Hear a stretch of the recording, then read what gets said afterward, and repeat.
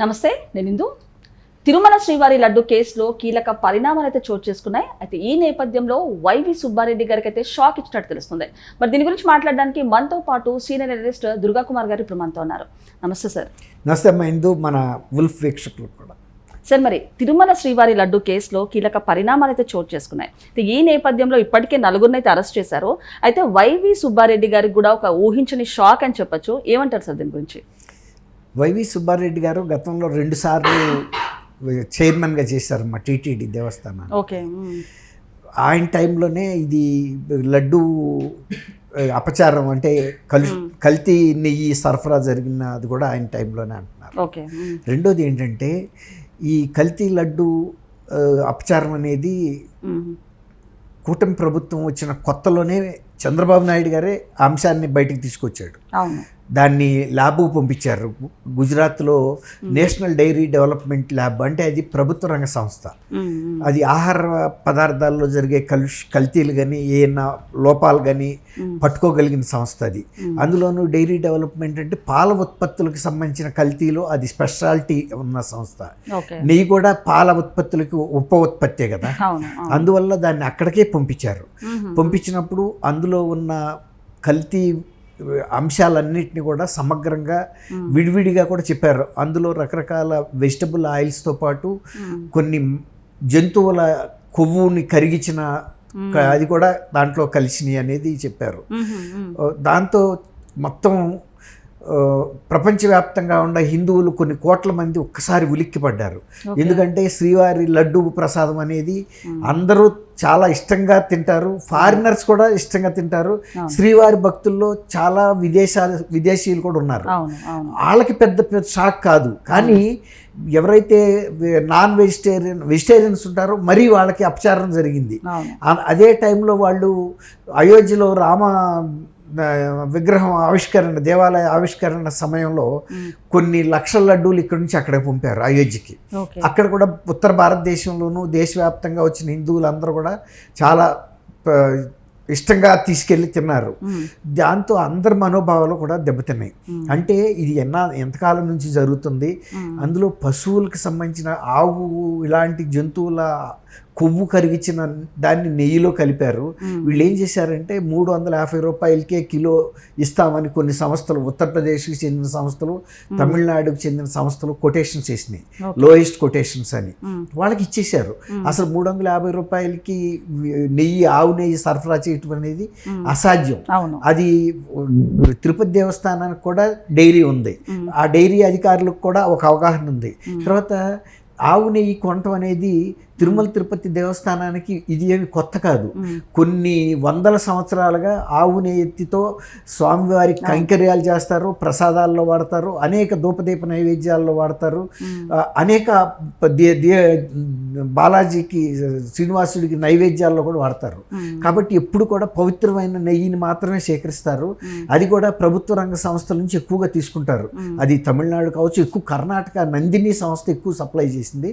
వాళ్ళు కూడా లాభం నష్టం లేకుండా కాస్ట్ టు కాస్ట్ మాకు ఎంతైతే ఖర్చు వస్తుందో అంతకే మీకు సప్లై చేస్తామన్నా కూడా ఆ సంస్థ ప్రభుత్వ రంగ సంస్థ కాబట్టి తిరుపతి దేవస్థానం అధికారులకు కానీ చైర్మన్లకు కానీ కిక్ బ్యాక్స్ ఇవ్వదు. ఎందుకంటే వాళ్ళు లాభాపేక్షతో చేయటం లేదు, కేవలం ఎంత ఖర్చు అయితే అంత ఖర్చుకే తీసుకుంటున్నారు. ఒక రకంగా దేవుడికి సేవలో భాగంగానే సప్లై చేశారు తప్ప లాభాపేక్ష కాదు. కానీ వీళ్ళకి కిక్ బ్యాక్స్ కావాలి. అందువల్ల బయట సంస్థలతో టెండర్లు పిలిచారు. పిలిచినప్పుడు వీళ్ళు ఒక అవగాహనకు వచ్చారు. లోయెస్ట్గా వేయండి, మీరు మేము ఆమోదిస్తాము, ఆ తర్వాత మీరు ఏదో ఒకటి చేసి మాకు సప్లై చేయండి, మేము నాణ్యత విషయంలో కొంత చూసి చూడనట్టు వెళ్ళిపోతాము అని వీళ్ళు వెసులుబాటు ఇవ్వబట్టి వాళ్ళు అంత ధైర్యంగా వేశారు. ఇంకొక పెద్ద విశేషం ఏంటంటే వీళ్ళు టీటీడీకి ఇచ్చిన కొటేషన్ కన్నా కూడా ఎక్కువ ఖర్చు పెట్టి ఉత్తరప్రదేశ్లో నెయ్యి కొన్నారు. సపోజ్ ఇక్కడ 350కి వీళ్ళకి కొటేషన్ ఇచ్చారు, వాళ్ళు 380కి కొన్నారు సపోజ్, ఇంకో 30 రూపాయలకి ఎక్కువ. మళ్ళీ అక్కడి నుంచి ట్రాన్స్పోర్ట్ చేయడానికి ఎంత అవుతుంది, కొన్ని ట్యాక్సులు పడతాయి. అయినా కూడా ఎందుకు కొన్నారు, ఎందుకు అక్కడ 380 ఇచ్చారంటే వీళ్ళు ఇక్కడికి వచ్చిన తర్వాత కల్తీ చేసుకోవటానికి అవకాశం ఉంది.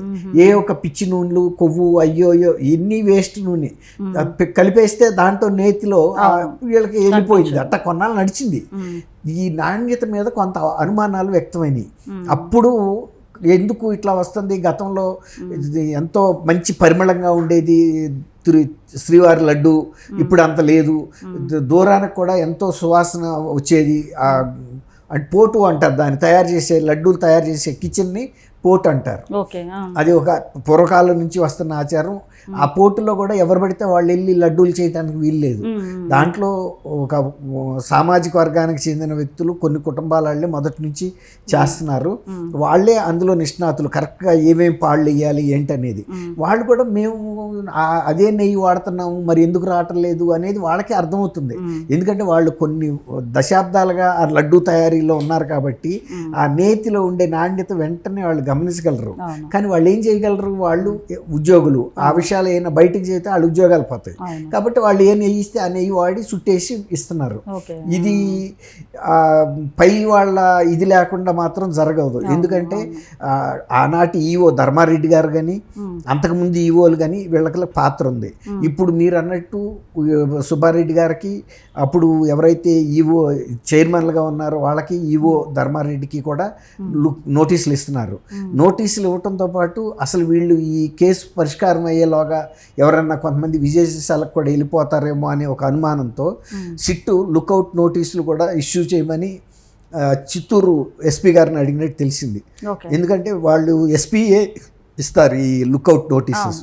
ఆ లుకౌట్ నోటీసెస్ ఏంటంటే వీళ్ళు విదేశాలకి పారిపోకుండా వాళ్ళ పాస్పోర్ట్ని బ్లాక్ చేసేస్తారు. ఎయిర్పోర్ట్లోను, సీ పోర్ట్లోను, అంతర్జాతీయ ఎయిర్పోర్ట్లు అన్నిటికీ కూడా వెళ్తుంది అది. అక్కడుండే వీళ్ళు ఇమిగ్రేషన్ అధికారులు ఆ పాస్పోర్ట్ నెంబర్ని ఫీడ్ చేసి బ్లాక్ చేస్తారు. సపోజ్ ఎప్పుడైనా కనుక వీళ్ళు ఫారిన్ వెళ్ళేటప్పుడు కనుక ఇమిగ్రేషన్ వాళ్ళ దగ్గర వీళ్ళ పాస్పోర్ట్ కంపల్సరీ వెళ్ళాలి, ఎవరు వెళ్ళినా ఆ పాస్పోర్ట్ నెంబర్ కొట్టంగానే అక్కడ చూపించేస్తాయి ఈయన వెళ్ళటానికి వీల్లేదని. వెంటనే అక్కడ పోలీసులకి ఇన్ఫార్మ్ చేస్తారు, ఈయన లుకౌట్ నోటీస్ ఉంది, ఈయన మీద మీరు హ్యాండ్ ఓవర్ తీసుకోండి అని. అప్పుడు ఎందుకు ఏంటి అనేది వాళ్ళకి ఆ డీటెయిల్స్ తర్వాత తెలుస్తాయి. అదనమాట. ఈ ఎంతమంది కోట్ల మంది భారతీయుల మనోభావాలు, హిందువుల మనోభావాలు దెబ్బతిన్న ఈ అంశం మీద, భారతదేశం అంటే చాలామంది హిందువులే ఉన్నారు, 85% వరకు విదేశాల్లో ఉన్నారు. తర్వాత విదేశాలలో కూడా కొంతమంది యూరోపియన్స్ కూడా శ్రీవారి భక్తులు కూడా ఉన్నారు. అట్లా ఇంతమంది మనోభావాలు దెబ్బతింటాం. అసలు శ్రీవారి నిధుల్ని ఆదా చేయటానికి మేము ఇది చేశామంటున్నారు లో టెండర్స్. శ్రీవారి నిధులకి ఆదా చేయాల్సిన అవసరం ఉంది. ఇలాంటి కలుషిత నెయ్యి వాడటం అనేది ఎంత శ్రీవారి ప్రతిష్టను దెబ్బతీసింది, పవిత్రతను దెబ్బతీసింది. తర్వాత ఆయనకి ఇచ్చిన నైవేద్యాలు కూడా ఒక జంతు కొవ్వులతో ఇచ్చారంటే ప్రజల భావాలు ఎంత మనోభావాలు దెబ్బతిన్నాయి. అసలు ఇప్పుడు ఆయనకి ప్రతిరోజు 3-4 కోట్ల రూపాయలు హుండీ రూపంలోనే ఆదాయం వస్తుంది. అవి కాకుండా ఆయనకి స్థిరాస్తులు, చరాస్తులు, తర్వాత ఫిక్స్డ్ డిపాజిట్లు మీద వడ్డీలు అనేకం వస్తాయి. అలాంటి దైవదేవుడికి మీరు ఒక 30 రూపాయలు 20 రూపాయలు సేవ్ చేస్తున్నాం అనే పేరు మీద మీరు కిక్ బ్యాక్స్కి ఆశపడ్డారు, కానీ మీరు దేవుడికి ఆదా చేయటానికి కాదు. ఆ తర్వాత చాలామంది వాళ్ళ అది దాన్ని రెక్టిఫై అంటే దాన్ని సరిచేసే వరకే చాలామంది లడ్డు ప్రసాదాలు తినలా. మరి తిరుమల శ్రీవారి సన్నిధిలో ఇలాంటి అపచారము జరగడము ఎలా చూడొచ్చు అంటారు? అంటే నార్మల్ గా మనం దేవుడి దగ్గరికి ఎంతో భక్తితోటి ఆ ప్రసాదాన్ని కానీ ఎంతో ఇష్టంగా మనం స్వీకరిస్తుంటాము. అలాంటిది దేవుడికి సంబంధించిన ప్రసాదాన్ని కూడా ఇలా కల్తీ చేయడాన్ని ఏ విధంగా చూడొచ్చు అంటారు? అంటే గతంలో ఎప్పుడు జరగలేదు ఇప్పుడు మొన్న ఫస్ట్ టైం ఇది జరిగింది. అంతకి కొన్ని వందల సంవత్సరాల నుంచి కూడా పవిత్రమైన నాణ్యమైన నెయ్యి, చాలా కల్తీ లేని వస్తువులే వాడారు. కానీ మొన్న జరిగిందే ఫస్ట్ టైం అన్నమాట. అది చాలామంది వాళ్ళకి కూడా పూర్తిగా హృదయపూర్వకంగా లడ్డు తినాలంటే కొంత భయపడుతున్నారు. అంటే దాన్ని సరిచేశారు, ఆ సంస్థలని బ్లాక్ చేశారు. ఆ సంస్థల సీఈఓలను 4 అరెస్ట్ కూడా చేశారు. ఇప్పుడు రాజకీయ ప్రమేయం ఎవరైతే ఉన్నారో టీటీడీ దేవస్థానంలో దేవస్థాన చైర్మన్లు గాను, ఈఓలు గాను, లేకపోతే జాయింట్ ఈఓలు గాను, లేకపోతే ఇలా పర్చేసింగ్ ఇన్ఛార్జీలుగా ఉండే ఉన్నతాధికారుల మీద కూడా ఇప్పుడు దృష్టి పెట్టారు. వాళ్ళకి నోటీసులు ఇచ్చి పిలిపించి వాళ్ళ సంజాయిషి అడుగుతారు. తర్వాత వాళ్ళకి దానికి సంబంధించిన ఆధారాలు కూడా సిట్ చూపిస్తుంది. చూపించిన తర్వాత వీళ్ళని కూడా అరెస్ట్ చేస్తారు. కాబట్టి ఇక ఇప్పుడైతే పవిత్రమైన నెయ్యే సప్లై జరుగుతుంది, అవన్నీ కూడా సరిచేసారు. కానీ జరిగింది మాత్రం చాలా ఘోరమైన విషయం.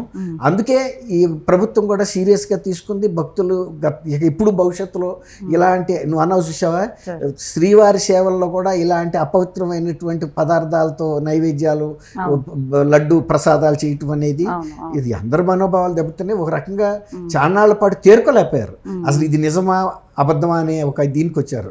కానీ నేషనల్ డైరీ డెవలప్మెంట్ వాళ్ళ ల్యాబ్ నుంచి వచ్చిన రిపోర్టుల్లో ఏ ఏ వస్తువులు అందులో ఎంతెంత పర్సంటేజ్ కలిసిందని చెప్పిన తర్వాత నమ్మారు. సార్ మరి వైసీపీ నేతలు ఇంకో కుట్ర కూడా చేస్తున్నారు. అంటే క్యూ లైన్లలో సౌకర్యాలు సరిగ్గా లేవని చెప్పేసి వీడియోలు తీసి మరీ చిత్రీకరించి సోషల్ మీడియాలో పెట్టి వైరల్ చేస్తున్నారు. సో ఏమంటారు సార్ దీని గురించి? ఇప్పుడు క్యూ లైన్లలో భక్తులకి, బిడ్డలకి, పసిపిల్లలకి కానీ వృద్ధులకి కానీ ఆహారం ఎప్పటికప్పుడు ఏమైనా కాఫీ, టీ, టిఫిన్స్ ఏ టైంలో ఏది ఇవ్వాలో ఇస్తున్నారు. ఒకవేళ కనుక క్యూ లైన్లో లేట్ అయితే అది ఇప్పుడు కూడా స్టాండింగ్ ఇన్స్ట్రక్షన్స్ ఉన్నాయి, అటువంటిది ఏం లేదు. తర్వాత ఇప్పుడు ప్రతి వాళ్ళు తిరుపతి వెళ్ళిన తర్వాత గతానికి ఇప్పటికి అక్కడ పరిపాలనా విభాగంలో కానీ, పవిత్రత కాపాడటంలో కానీ, పరిశుభ్రత అంశంలో కానీ, అక్కడ టిఫిన్స్, భోజనాల అంశంలో కానీ చాలా క్వాలిటీ మెరుగుపడిందని అందరూ చెబుతున్నారు, తిరుపతి దేవస్థానానికి వెళ్ళి వచ్చిన, తిరుమలకి వెళ్ళిన భక్తులు. కాబట్టి అవన్నీ అపోహలే. తర్వాత ఇప్పుడు చంద్రబాబు నాయుడు ప్రభుత్వం, ఈ కూటమి ప్రభుత్వం చాలా ప్రిస్టేజ్గా తీసుకుంది. ఎందుకంటే చంద్రబాబు నాయుడు గారు స్వయంగా శ్రీవారి భక్తుడు, ఆయన దయవల్లే నేను ప్రాణాలతో బతికిపడ్డాను, అలిపిరి ల్యాండ్ మైన్ బ్లాస్ట్ అయింది కదా, అలా అంత భక్తితో ఉన్నాడు ఆయన. కాబట్టి ఆయన టైంలో ఇక అటువంటి అపవిత్రమైన పనులు జరుగుతాయి అనేది ఇంకా ఇంపాసిబుల్, జరగదు. ఓకే ఓకే సార్, నమస్తే. థ్యాంక్ యూ అమ్మ ఇందు, మన వీక్షకులు.